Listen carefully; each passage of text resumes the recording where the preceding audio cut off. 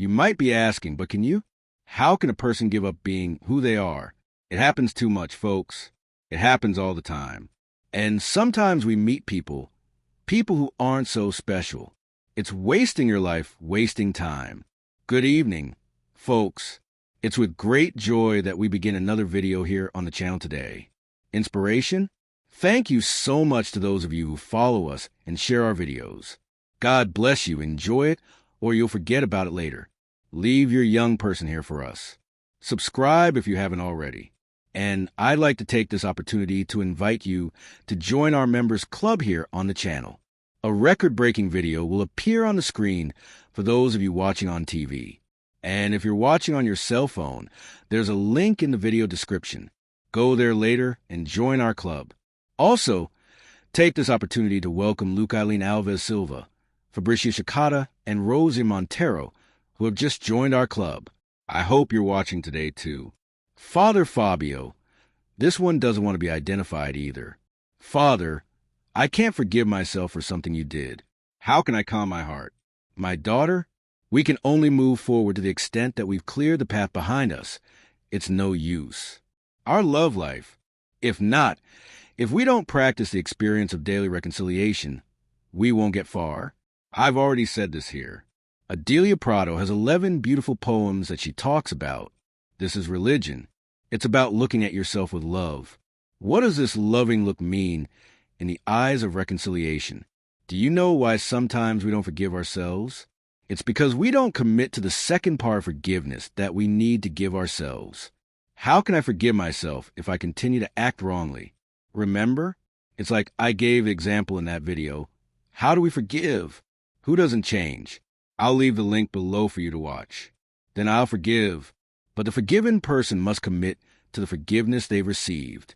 They must make an effort to change. When forgiving myself, I don't make an effort to change, I'll continue to spin my wheels and get nowhere. Just now, I was talking to Marcelo. We talked about this. Every time we become better people, before benefiting others with our change, the ones who truly, essentially, are being benefited are us. Because when we are a burden to ourselves, consequently, we are a burden to others. But are you being a burden to yourself? When I dwell on my defects, on my own doings, when I stay here cultivating the worst of me, I become a burden to myself. And when I am a burden to myself, I lose quality of life. That's why we say it's so important to be attentive to the needs of the spirit, the soul, the mind. Shangri-La Madrag, however you like. I like to speak spiritually, because when I speak spiritually in my head, I'm recruiting my concept of the soul, and your body, your soul. But this soul, this physical body, does it have a place? That has a brain that is capable of giving me 1,000 possibilities, infinite possibilities, so much so that we only use a percentage of it, what we call the mind, which is the power I have to control. The more evolved I am, the greater my control over my mind, the greater my ability to use the tales of the powers of the mind to people who move objects through the power of the mind. There are people who are able to self-heal. Can they have such impressive control over themselves? Who are able to control their own pain? There are people more evolved than us. So we are talking about that. When I talk about my spiritual needs, I am encompassing everything in my life that gives me the conditions to be a better man. How? Through my choices, through what I have built, through what I leave behind. Yes, because sometimes we have a very positive vision. We think that building is just about bringing, assuming we want, right? Building also consists of letting go, of giving up on yourself. Honestly, looking at everyone who is before you, and this concerns me. This, as wonderful as it is not for me. Why will it imprison me? It will demand too much of me, and this excessive demand will not be fair to what I am choosing to live. Many people choose to earn less this way. They choose to live better. So, spiritually, I am making my choices. And it is so wonderful, my people. When do you begin to realize that faith in eternity inspires a care for life on earth? It is not alienated. Our Christian faith cannot be alienated. If it is alienated, it is not Christian. Why was Jesus not alienated? Jesus was not an alienated man. Yes, because when we speak of the divine manifestation, The incarnation of the Word in man, Jesus. We're talking about everything he lived, including, yes, because when we speak of the divine manifestation, the incarnation of the Word in man, Jesus, we are speaking of everything he experienced, including his human experience. Jesus was not an alienated religious man. He did not live his religiosity in an alienated way. On the contrary, he had a wonderful perception of sin. He had a generous perception of the fragility of pain. He never used another's fragility to shame, to embarrass them, or to feel better than someone. No, Jesus passed among us inspiring new life. He looked at that prostitute who was discredited by everyone, thrown there on that floor, in that humiliation, in that misery, and convinced that woman to leave that state of self-destruction or even that state of condemnation she was accepting, and whispered in her ear the new commandment: love yourself again. You may have heard me say this today. I accept fewer conditions. At the time when I was working a lot, every time I had the opportunity to sacramentally absolve someone's sins, I like to imagine myself saying, go back to loving yourself. Yes, sin brings so much self-loathing. You can observe. How do our vicious cycles of mistakes work? They drive out our self-love. Like our failures, when not well lived, when not well interpreted, they transform. 11. Obstacle. Our ability to take care of ourselves. How many times? Be able to recognize it for yourself. We have difficulty recognizing for others, but also for ourselves. Even sometimes you were, in your body, your worst executioner. How many times have you said you despised terribly, did to yourself what you never liked others to do, humiliated you without, despised you if, and you did? The worst treatments are not offered to us by others. Is it ourselves? I am the person who despises myself the most. I am the person who believes in me the least. And then I complain, you don't believe in me? You don't give me a chance. But you believe in yourself? You give yourself the opportunity. We have an enormous facility to project outward what we are experiencing internally. I despise myself too much, love myself too little. There is no time left to love myself. So when do I need to pass? In the sieve, the choices I am making, will I constantly bump into this? In situations that often express my lack of love for others, but above all. And sometimes we meet people so special.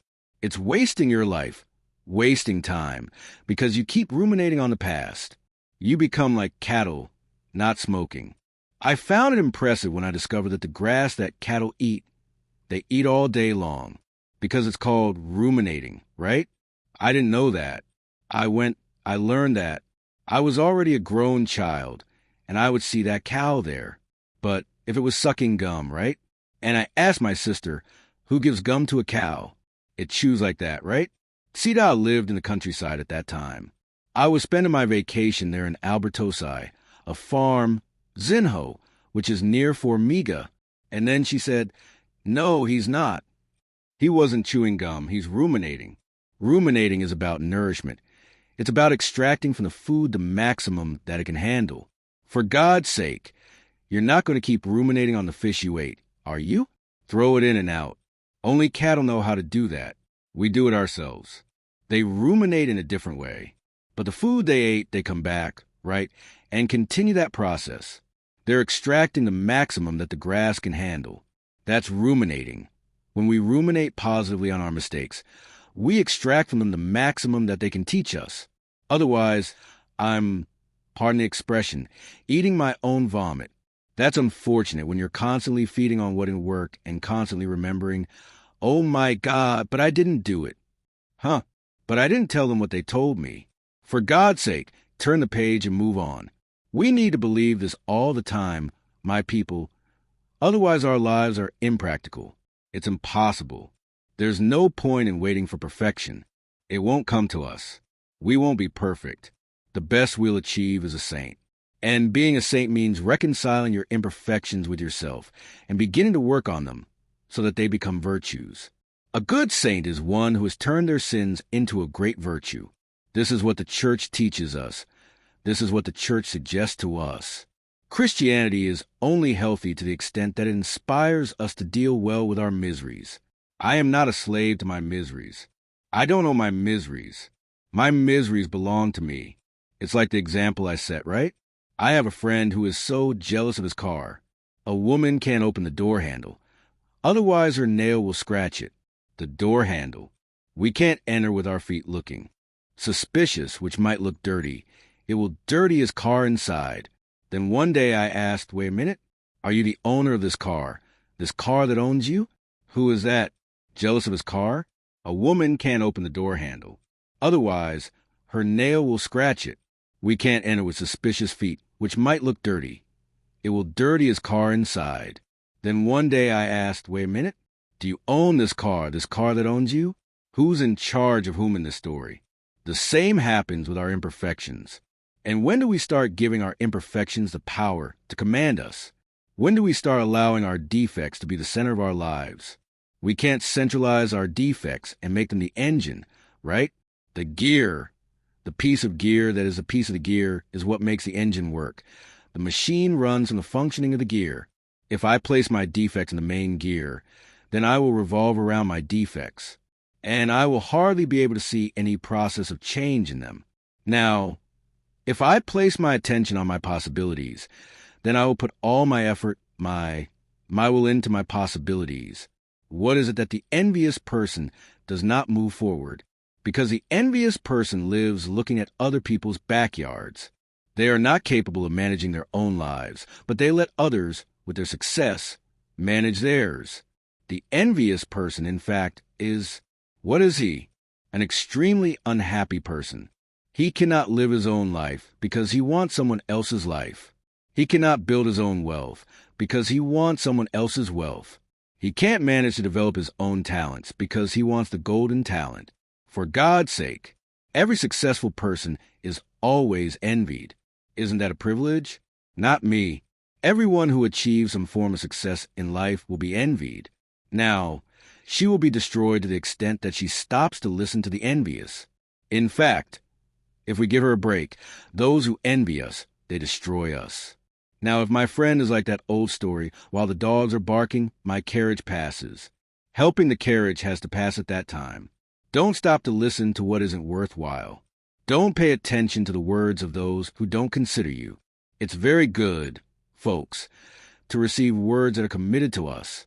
I have some people who sometimes write to me regularly, and sometimes I began to notice that some of them only write to talk about their flaws. That in the last 56.5 years, I haven't found a word like that, he says. Look, that was fine. Don't always point out a flaw. I don't want that for my life. I'll only accept fraternal correction from someone who knows how to express what they say in a caring way and who doesn't make their conduct excessively corrective. I don't need that. I'm already mature enough to know the paths I want to take. Now, my close friends have corrected me appropriately. I don't want to give in to someone I just know. Authority figures correct me every day. Well, did they ever stop to ask what choice I made? What did I do that way? Why did I do it? I said it that way. No. Sometimes people already come to the correction ready because they think they already have complete knowledge of your truth. No, thank you very much. And sometimes our mistakes, our unhappiness are in this. How many people do you meet? Unhappy, truly unhappy. I meet these people. They are deeply unhappy because they start to put their ear to a wall where they only hear envy. There's no such thing as putting the glass on so we can hear the other talking badly about us here. Stupidity. See, if I want to hear the other talk badly about me now, I don't. I want to hear fraternal corrections. That's what it takes for the other to talk badly about me. I remember one time, I was making Father Leo's tent. Then I was talking like this, that we were saying, right, of sometimes people who create communities to talk badly about others. And then he went, and you have something like that? I have to stop myself from creating a space for others, talking badly about me. Enough is enough for those who speak the truth. Sometimes we put the glass against the wall to hear what the enemy is saying about us. Be careful, because sometimes we make the wrong choice there. Why want to know what will not edify? Remember Aristotle's 3 filters?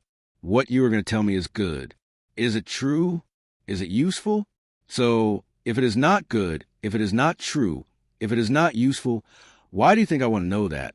It's the same thing. Sometimes we spend part of our day investigating what the other said or did not say about me. No. Change that if you have this habit. Stop. Start paying attention to what you can. What is the other saying? Bad about you? If it is not edify there, forget it. Don't pay attention. It didn't take me even 2 minutes of your time, toy, repeat. The correction that's worthwhile is the one that's part of the process of commitment. Another person knows me. The other person knows who I am, and they have a prior word to stay, even if it's a correction, even if it's to draw my attention to a detail that needs a change and that I wasn't noticing. My people, we can make this comparison very beautifully. Who speaks on the other side? It's bad for us and constantly wants to instill sadness and despair in us. It's the devil, and the devil uses people to do this to us. How many people give up on life precisely because it's handed back to the devil? But it's not the horned devil. It's the devil who walks among us, who wears a skirt, who wears the same clothes as us, who smiles the same way we do, who seems to be our friend, but isn't. So we have to neutralize the power of the devil. We can't.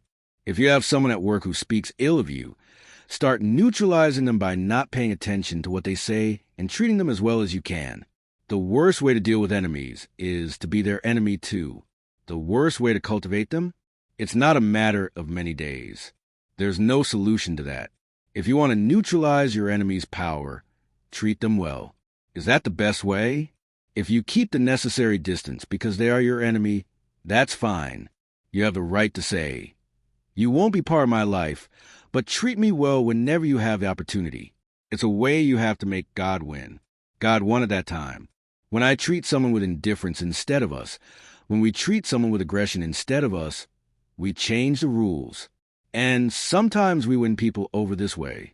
My people, many enemies are nurtured because we don't have the courage to challenge them.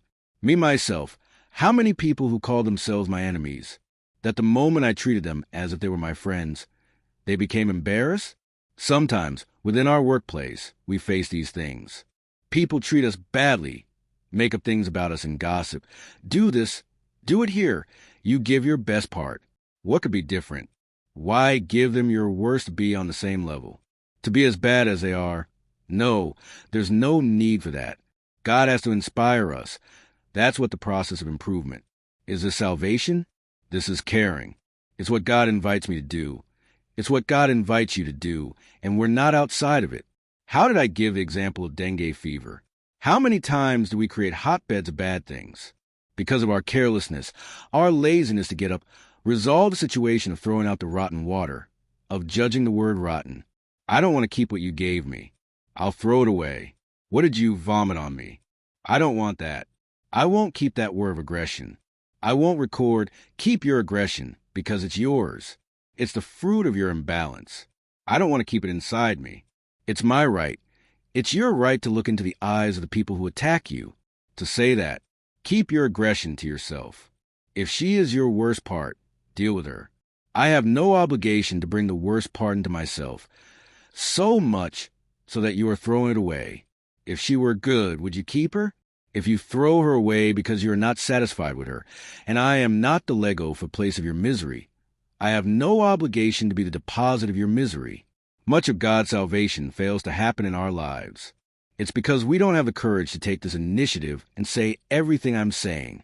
Sometimes today you'll be inspired to say this. There are many people with affection, fraternity. Stop the power of everything that is diabolical over me, over you. When we talk about the hijacking of subjectivity, you who haven't read the book yet, does the hijacking of subjectivity refer to everything we give up, our personal self to the detriment of a relationship? So when I establish a relationship in which the other asks me for what is most sacred, that of giving up being who I am, sometimes this happens. In the name of love, we steal the other for ourselves. Or, in the name of love, I allow myself to be stolen by the other. I give up being who I am, the dreams that I have. Thinking what? That by giving up I am responding to love? What does the other say they have with me? Of course, all love involves renunciation and sacrifice, but this renunciation cannot take away my identity. Even because for me to give myself to the other, I need to own myself. The book Who Stole Me from Coming? Who Stole Me from Me is a book we released a few years ago. It has been rewritten. It is in this new format. And in this book we work. The challenge of this inner freedom is to be free from work. Being free is not a project that happens overnight. It speaks precisely of this concept of personhood from a Judeo-Christian concept. What does it mean for me to offer myself to the other? I need to own myself. Only he who owns himself can give himself to the other. Stop the power of everything that is diabolical over me, over you. When we talk about the hijacking of subjectivity, you who haven't read the book yet, does a hijacking of subjectivity refer to everything we give up, our personal self, to the detriment of a relationship? So when I establish a relationship in which the other asks me for what is most sacred to me, that is, to give up being who I am, this often happens. In the name of love, we steal the other for ourselves, don't we? Or, in the name of love, I allow myself to be stolen by the other. I give up being who I am, the dreams I have, thinking that by giving up I am responding to love, what the other says they have with me. Of course, all love involves renunciation and sacrifice, but this renunciation cannot take away my identity. Even because for me to give myself to the other, I need to be the owner. The book Who Stole Me from Coming? Who Stole Me from Myself is a book we released a few years ago. It has been rewritten and is in this new format. In this book, we work on the challenge of this inner freedom, being free from work, being free. It's not a project that happens overnight. It speaks precisely of this concept of personhood, based on the Judeo-Christian concept, which is that in order to offer myself to others, I need to own myself. Only those who own themselves can give themselves to others. I cannot give what is not mine. So, from the moment I am born, I begin to take possession of my own. I begin to identify who I am. I begin to identify what I like, what I don't like, what is good for me, what is not good for me. The construction of the self is fundamental in the first years of our lives, which is when we begin to discover who we are. What are we born for, right? This question is so interesting when you begin to identify your possibilities, even in work. Why fulfills me? It's all part of your subjectivity. Your subjectivity is like a safe, where your identity is kept. But relationships that steal us, that's it. When do you establish an unhealthy relationship for it? When do you lose your belonging? How do you know it's an unhealthy relationship when there's no joy in giving? When do you realize that the other is there asking for what you couldn't give them? What is your identity? Oh, me, to love you, you'll have to change this, that. Bang, bang, bang, bang, bang, bang, bang, bang, bang. Okay, if we're going to change things that were previously bad in us, the love of another helps us because it builds us. It will show us what we have that is exaggerated, what can be polished. But when is the love of another a condition? The condition for love to exist is that we give up being who we are. Then something is wrong. So the other isn't loving me. The other is kidnapping me. Look, the theft of subjectivity is such a crazy thing that sometimes the mind, in order to survive, that theft, that suffering, it becomes pathological. It becomes really sick. The suffering is so great that that person can no longer manage the loss of belonging in a healthy way, which could be asking a story. How can a person give up being who they are? It happens too much, my friends. It happens all the time. This book wasn't written based on theory. Of course, I needed to study a lot throughout my life to understand a little of the human mystery. I've always liked people, and I studied a lot through reading. As a priest, I have this access to the sanctuary of people's consciences, so I meet many people robbed of themselves. People who had to give up who they are to have someone by their side. This happens a lot suddenly. I love someone. I'm so attached to that person that I'm capable of giving up my dreams to not lose that person. Dependence is when you're unable to equate the amount of damage you're taking by being by that person's side. So, there usually is this emotional dependency, leading to self-contempt, an unhealthy relationship. This generates a lot of this. The person despises themselves. They think they're worse. A relationship, my friends, is only positive when the parties belong to each other, and then they distribute themselves. Sometimes, I stop belonging to myself. I'm giving up on myself. I'm giving up on myself. I'll give up a little today, give up a little tomorrow, because the other person is listening to me. The other person is sucking me dry. And why don't I have the courage to take a thing that's sometimes a mind in order to survive? That theft, that suffering, it becomes pathological. It becomes really sick. The suffering is so great that that person can no longer manage the loss of belonging in a healthy way, which could be asking a story. How can a person give up being who they are? It happens too much, my friends. It happens all the time. This book wasn't written based on theory. Of course, I needed to study a lot throughout my life to understand a little of the human mystery. I've always liked people, and I studied a lot through reading. As a priest, I have this access to the sanctuary of people's consciences, so I meet many people robbed of themselves, people who had to give up who they are to have someone by their side. This happens a lot suddenly. I love someone. I'm so attached to that person that I'm capable of giving up my dreams to not lose that person. Dependence is when you're unable to equate the amount of damage you're taking by being by that person's side. So there usually is this emotional dependency, leading to self-contempt, an unhealthy relationship. This generates a lot of this. The person despises themselves. They think they're worse. A relationship, my friends, is only positive when the parties belong to each other, and then they distribute themselves. Sometimes I stop belonging to myself. I'm giving up on myself. I'm giving up on myself. I'll give up a little today, give up a little tomorrow, because the other person is listening to me. The other person is sucking me dry. And why don't I have the courage to take a stand? Soon I'll lose the ability to manage. Then another person becomes the owner of my affections. They start to control my joy. It's so sad when you realize that your joy depends on the other person and not on you. Something is wrong. Are we doing something wrong? Are we doing something wrong? The other person is not responsible for mine. The other person even participates in my joy. The other person even helps me promote joy. That is a hypocrite. Is it a condition? The condition for love to exist is that we give up being who we are. Then something is wrong. Then the other person isn't loving me. The other person is kidnapping me.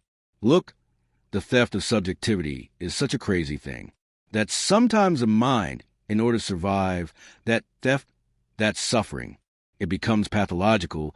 It becomes sick. Even the suffering is so great that that person can no longer manage the loss of belonging in a healthy way. I could be asking, but of course, how can a person give up being who they are? It happens too much, my friends. It happens all the time. This book wasn't written based on theory. Of course, I needed to study a lot throughout my life to understand a little of the human mystery. I've always liked people, especially the web of relationships. I studied a lot through reading. As a priest, I have this access to the sanctuary of people's consciences, so I meet many people robbed of themselves. People who had to give up who they are to have someone else by their side. It happens very suddenly. I love someone. I'm so attached to that person that I'm capable of giving up my dreams to not lose that person. Dependence is when you're unable to equate the amount of damage you're taking by being with that person. So there are usually these emotional dependencies, leading to self-contempt, an unhealthy relationship. This generates a lot of this. The person despises themselves. They think they're worse. The relationship, my friends, is only positive when the parts belong to each other, and then they distribute themselves. Sometimes I stop belonging to myself. I'm letting go of myself. I'm letting go of myself. I'm letting go a little today. I'm letting go a little tomorrow, because the other is exhausting me. The other is sucking me dry. And why don't I have the courage to take a stand? Soon I lost the ability to manage. Then another becomes the owner of my affections. He starts to control my joy. It's so sad when you realize that your joy depends on the other and not on you. Something is wrong. Something we are doing wrong in something. The other, he is not responsible for my league. The other even participates in my joy. The other even helps me promote joy. That is a bad word that comes from the other side hurts me. A motivating word from the other also helps me to be happier. But the first space where this joy needs to be cultivated in me is when I take care of myself. When I spend time with myself, on my projects, on my commitment, when there's a dependency, a kidnapping of subjectivity, the person has difficulty taking care of their own life. Do you know, or maybe even have experienced this in yourself? When you live in a relationship that you stay all the time looking for where the other is, what they're doing, what they went to, where they are, and you should be taking care of your life. It can't be like this. If you realize that you are too worried about your partner's life and forgetting about your own, something is wrong. You need to first be aware that your first responsibility is not the other. It is yourself. That you can only take care of the other after you have taken care of yourself, he said. The relationship that starts with the other doesn't work. That's sick. To stop but be selfish is not. This is the right step in a relationship. I can only take a step toward the other after I have conquered my territories. True charity only exists when I am free to love. When I am free to give, I am not acting out of need. No, love is, above all, the investigation of the possibilities that you have. Then I enter there to promote. If I can enter your life to help you reach your best part, I am welcome.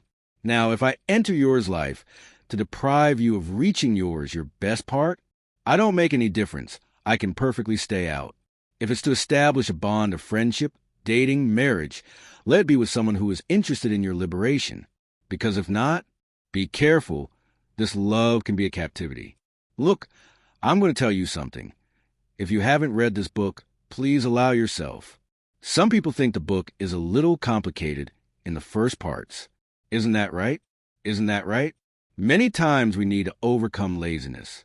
If you have the opportunity to read this book, read it, because it is impressive how reading this book awakens in us the awareness that we live in bondage.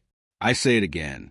Sometimes we are not realizing that we are tied, Jose, because we have become accustomed to captivity. Kidnapping is like this.